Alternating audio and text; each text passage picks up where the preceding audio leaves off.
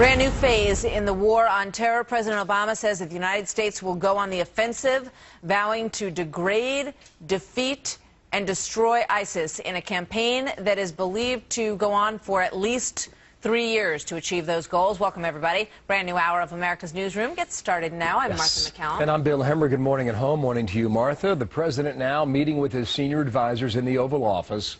Tomorrow, a meeting with congressional leaders, and then on Wednesday, a speech to update the American people. The first step of the campaign, airstrikes already underway, about 150 at last count, and many suggest the next two phases could get hairy. Chief White House correspondent Ed Henry, the president seems really to struggle to put together a strategy. So what can we expect to hear from him on Wednesday, do we think, Ed? Well, you're right, Martha. He has been struggling on this, and that's the big reason why they're going to have this speech. I'm told that in addition to meeting with congressional leaders on Tuesday, we can expect the president to meet privately with his national security team at least a couple of times between now and Wednesday as they finalize this speech, which is still being pulled together. But you're right, the broad outlines are there. Phase one being that air campaign, already over 140 U.S. airstrikes. But remember, just in Iraq, not Syria, at least not yet. Second phase, something the president was talking about all last week when I was in Europe with him, which is standing up the Iraqi government, making sure that the U.S. doesn't just become the Air Force for the Iraqi government, and not sending U.S. ground troops, building up the Iraqi military so that they do some of the heavy lifting. The third and final phase will be the hardest one, obviously, weighing just how much and whether to go into Syria. And is it an air campaign? Do you bring allies in to deal with that? Look, the president's own national security team, people like General Martin Dempsey, the chair of the Joint Chiefs of Staff, said weeks ago, you're not going to defeat ISIS unless you go into Syria and really root out this cancer. This phase so far has been all about Iraq, not Syria, Martha. And it still sounds like this timeline could be somewhat controversial given how far out the Syria option could be, Ed. Sure. What administration officials are now saying is that in the speech on Wednesday, we can expect the president to lay out a timeline of this taking, up to 3 years potentially to defeat ISIS, meaning he'd be handing this off to the next Democratic or Republican president, something that was teed up, frankly, Friday in Europe by Secretary of State John Kerry. He said, look, this could take up to 3 years. A number of potential problems there. Number one, Admiral Kirby over at the Pentagon last week said this is not going to take years and years. And so there continues to be sort of this disconnect within the administration. Just how long is this going to take? The details of the strategy. The second piece is this morning on MSNBC, Janet Napolitano, the former Homeland Security Secretary, said that ISIS had been on the radar screen for some time for the administration. Well, she left the administration, remember, in the fall of 2013. So if this strategy is now just being pulled together, he's likely to face more criticism this week and beyond about why this strategy was not put together much sooner, Martha. Yeah, great point. Ed, thank you very much. In the meantime, the U.S. widening the campaign against ISIS, launching airstrikes near the Haditha Dam, that's northwest of Baghdad, about 125 miles closer to the Syrian border, that is. This is the number of U.S. troops in Iraq rise above 1,000 for the first time in 3 years. National security correspondent Jennifer Griffin, the Pentagon there. And Jennifer, good morning to you. The beginning of another busy week. How did U.S. military involvement in Iraq shift over the weekend? Well, Bill, the Pentagon denies it is mission creep and says this weekend's airstrikes around the Haditha Dam expanded the U.S. airstrikes now to a fourth location. Remember, the strikes started as a way to help the Yazidis on Mount Sinjar. Then they expanded to include the Mosul Dam, and then the strikes to help the Iraqi military and Kurdish Peshmerga retake the town of Amerli. The U.S. Air Force used fighter jets and bombers this weekend to carry out more than 10 airstrikes around Haditha Dam, the country's second largest dam. The U.S. is essentially flying air support for the Iraqi military, which does not have a functioning air force.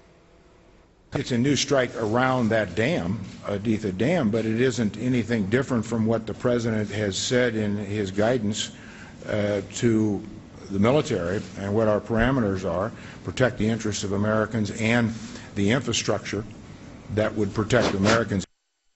The number of U.S. troops in Iraq has now risen to more than 1,000 for the first time since the U.S. returned to Iraq since pulling out in 2011. Secretary of State John Kerry raised eyebrows last week when he suggested that the 350 U.S. troops that the Pentagon approved to protect the U.S. Embassy in Baghdad, those were the new troops approved last week, they were in fact military advisors. That is not what they were officially requested to do, Bill. There is an election next week in Iraq. How significant is the Iraqi parliament's meeting today in Baghdad? Well, essentially, Bill, it's a very significant meeting because essentially it's where the Prime Minister designate, Haider al-Abadi, has until Wednesday to form a new government. Otherwise, there will be yet another constitutional crisis in Iraq. Without a government, it's very difficult for the U.S. to know who these U.S. airstrikes are helping. Remember, al-Abadi was the compromise choice from the Shia bloc. His elevation forced Nouri al-Maliki, the former Prime Minister, to step aside. All bets are off if he can't form a government, Bill. Jennifer, thank you. Jennifer Griffin, the Pentagon there, 5 minutes past the hour. Martha has more. So here with more, Britt Hume, Fox News senior political analyst. Good morning to you, Britt. Hi, Martha. Good to have you with us. You know, the president seems to be getting ready to, sort of announce this strategy to the country. It feels in many ways weeks later than some would have expected it would come. What do you think about how they're handling this so far? Well, better late than never, I would say. And obviously a lot depends on what he will say. The worry I think that people have a reason to have is that the president seems to choose his goals based on the tools. In other words, he picks his tools and then decides on the job rather than picking the tools to fit the job. So if his goal is the destruction eventually of ISIS, well, then you get into this question of the things he's left off the table. You're not going to have American forces on the ground. So far, there's no bombing campaign outside of Iraq. He needs a coalition to be behind him of some size. He hasn't really described that. All these things are restrictions, really, on the methods at his disposal to go about accomplishing this goal. And so we'll see, what he's willing now to do. Yeah. And look, Martha, I don't think there's any doubt that the president didn't want to do any of this. He didn't want any American forces, air or ground, in Iraq after we withdrew all our troops. That was one of his signal accomplishments. But now circumstances have become such that he's had to do it because the politics of the issue have changed. So we'll see how far he's willing to go. Sometimes you don't get to choose what comes before you in the office of the presidency. What about the timing? So this speech, which could have happened today, could have happened yesterday, is going to happen Wednesday, the day before we look back at September 11th. And also the fact that it's going to be outlined to last 3 years, which goes all the way past the end of his presidency. Well, when you go about it with limited rather than all out, with a limited but rather than all out approach, it's likely to take longer. I don't think ISIS is 10 feet tall. I think ISIS is incomparably brutal and murderous. And I think, they're a more organized military force than most terrorist operations have been.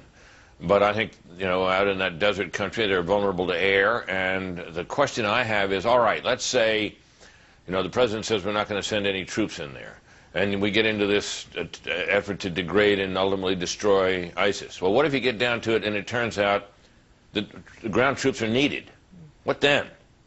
I think that might be something that the president would prefer to have happen after he's gone. And what about the timing of this week? Obviously a very significant week for Americans. Well, you always worry that somebody's going to pull something off on the 9/11 anniversary, as we've seen.